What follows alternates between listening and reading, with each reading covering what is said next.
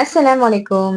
ரொம்ப ஹெல்த்தியான cup cake எப்படி செய்யலாம்னு பார்க்கலாமா? இந்த வீடியோ மறக்காம சேவ் பண்ணி வச்சுக்கோங்க. இது ரொம்ப ஈஸியா இருக்கும். உங்க கிட்ஸ்க்கு கண்டிப்பா ரொம்ப பிடிக்கும். செஞ்ச உடனே காலி ஆயிடும். எப்படி செஞ்சு பார்க்கலாமா?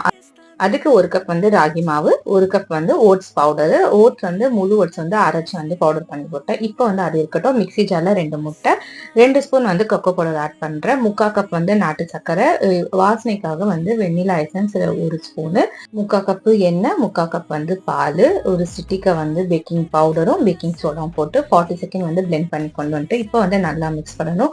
இது சைடு வாக்கா தான் மிக்ஸ் பண்ணணும். ரொம்ப அடிச்சு மிக்ஸ் பண்ணக்கூடாது. இப்போ சின்ன சின்ன குட்டி குட்டி கப்ஸ் எடுத்திருக்கேன்.